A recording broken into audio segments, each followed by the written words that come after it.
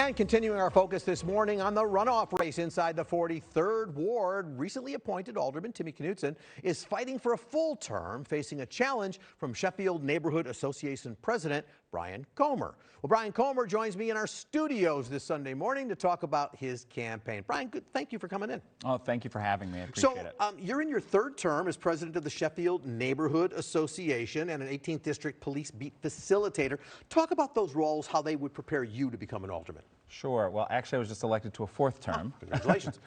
But the aldermanic role is one of like neighborhood head, janitor, and engineer.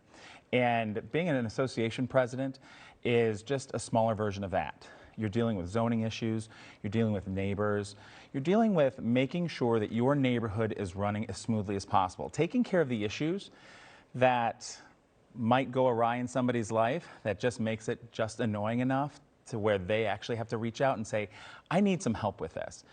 I'm already doing that as an association president, and we just want to move that forward to the entire 43rd Ward. So I want to talk about crime a bit because that's so prevalent and it can serve everybody. The current alderman, Timmy Knutson, has installed a number of new cameras around to assist in monitoring. I assume you support that effort.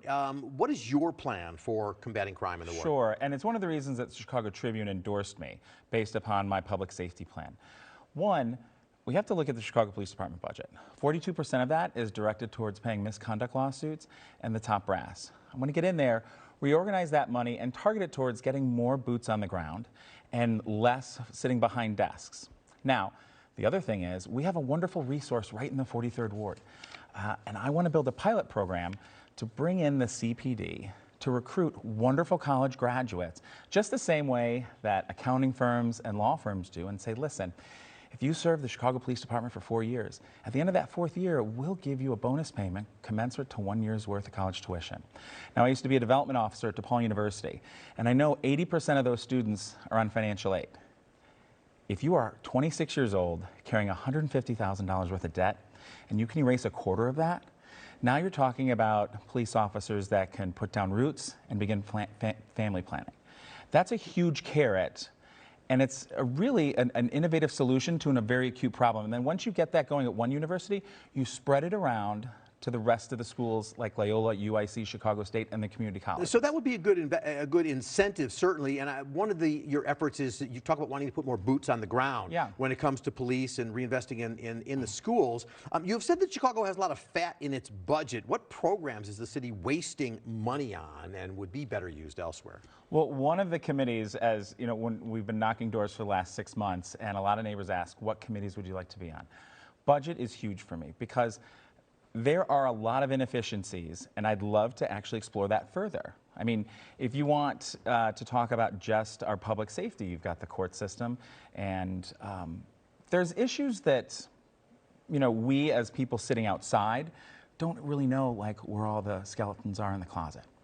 Like, you want to get in there and look at that because the city is not working right now. It hasn't been working for a while, for the last 4 years, and we really need to do something to improve that. And I will say this, the appointed alderman talks about those cameras being installed.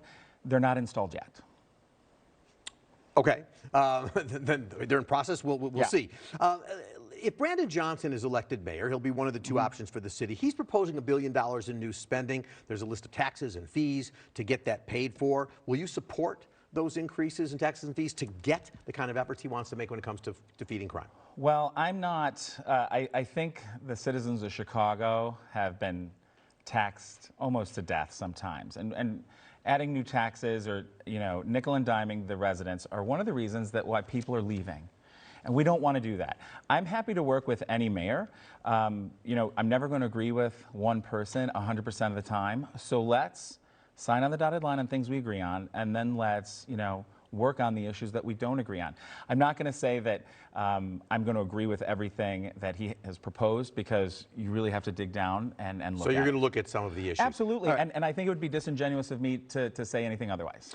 On schools, specifically there, that takes money as well. What isn't in place in the 43rd Ward that's needed?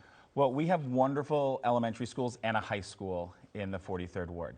The difference between the two is that our grammar schools, they're not being fully funded by the CPS, so our parent organizations are having to privately fundraise as if they're sending their child to a private school. That breaks the agreement that taxpayers have with the school system. We need to make sure that our students in the 43rd Ward and the City of Chicago get the same money that their counterparts down in Central and Southern Illinois get. So I want to work with my fellow aldermen and women in council to go down to Springfield and say, listen, these kids are great, they need more. Now our high school serves a larger population, and that entire community doesn't have the same type of assets that the residents of the 43rd Ward do right in Lincoln Park and Old Town.